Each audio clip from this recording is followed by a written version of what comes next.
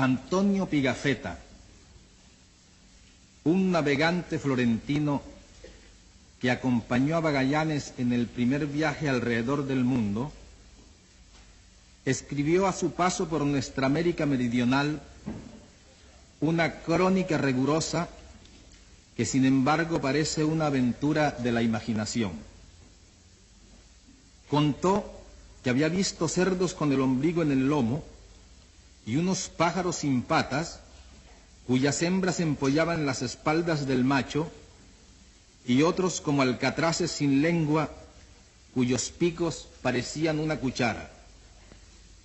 Contó que había visto un engendro animal con cabeza y orejas de mula, cuerpo de camello, patas de ciervo y relincho de caballo. Contó que al primer nativo que encontraron en la Patagonia le pusieron enfrente un espejo y que aquel gigante enardecido perdió el uso de la razón por el pavor de su propia imagen.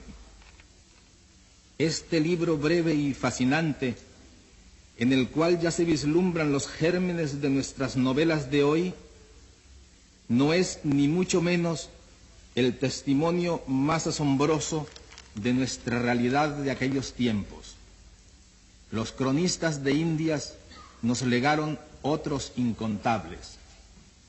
El Dorado, nuestro país ilusorio tan codiciado, figuró en mapas numerosos durante largos años, cambiando de lugar y de forma según la fantasía de los cartógrafos.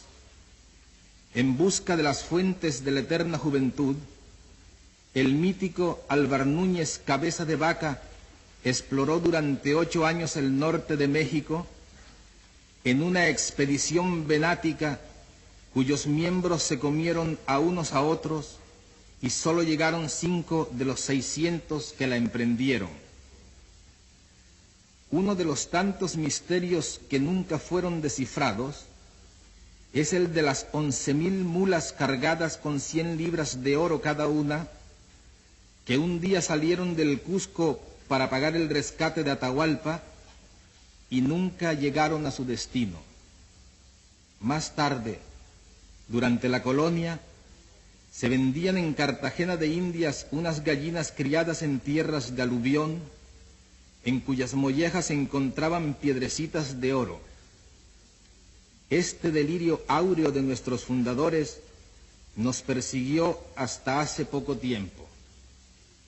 Apenas en el siglo pasado, la misión alemana encargada de estudiar la construcción de un ferrocarril interoceánico en el Istmo de Panamá concluyó que el proyecto era viable, con la condición de que los rieles no se hicieran de hierro, que era un metal escaso en la región, sino que se hicieran de oro.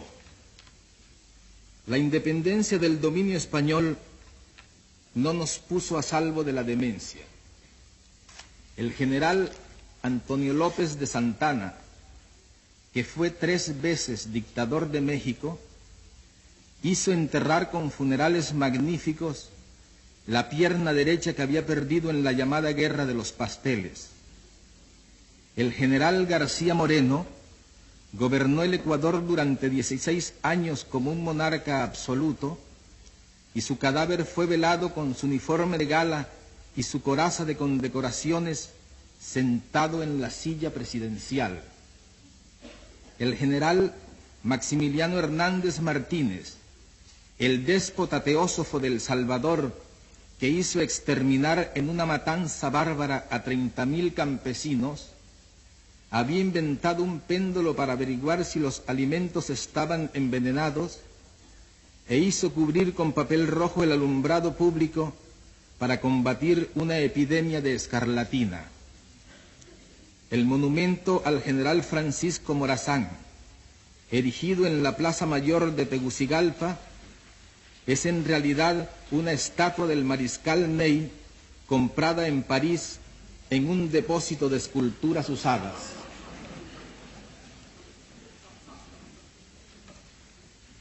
Hace 11 años, uno de los poetas insignes de nuestro tiempo, el chileno Pablo Neruda, iluminó este ámbito con su palabra. En las buenas conciencias de Europa, y a veces también en las malas, han irrumpido desde entonces con más ímpetus que nunca las noticias fantasmales de la América Latina, esa patria inmensa de hombres alucinados y mujeres históricas cuya terquedad sin fin se confunde con la leyenda. No hemos tenido desde entonces un instante de sosiego. Un presidente prometeico, atrincherado en su palacio en llamas, murió peleando solo contra todo un ejército, y 2 desastres aéreos sospechosos y nunca esclarecidos cegaron la vida de otro de corazón generoso y la de un militar demócrata que había restaurado la dignidad de su pueblo. En este lapso ha habido 5 guerras y 17 golpes de Estado, y surgió un dictador luciferino que en el nombre de Dios lleva a cabo el primer etnocidio de América Latina en nuestro tiempo. Mientras tanto, 20 millones de niños latinoamericanos morían antes de cumplir 2 años, que son más de cuantos han nacido en la Europa occidental desde 1970. Los desaparecidos por motivos de la represión son casi 120.000, que es como si hoy no se supiera dónde están todos los habitantes de la ciudad de Uppsala. Numerosas mujeres arrestadas en cinta dieron a luz en cárceles argentinas, pero aún se ignora el paradero y la identidad de sus hijos, que fueron dados en adopción clandestina o internados en orfanatos por las autoridades militares. Por no querer que las cosas siguieran así, han muerto cerca de 200.000 mujeres y hombres en todo el continente, y más de 100.000 perecieron en 3 pequeños y voluntariosos países de la América Central: Nicaragua, El Salvador y Guatemala. Si esto fuera en los Estados Unidos,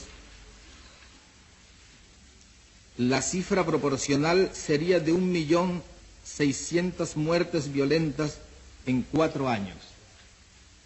De Chile, país de tradiciones hospitalarias, han huido 1 millón de personas, el 10% de su población.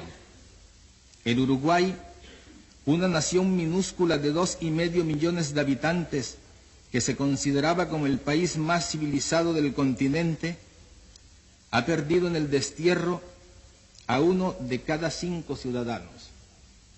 La guerra civil en El Salvador ha causado desde 1979 casi un refugiado cada 20 minutos. El país que se pudiera hacer con todos los exiliados y emigrados forzosos de América Latina tendría una población más numerosa que la de Noruega.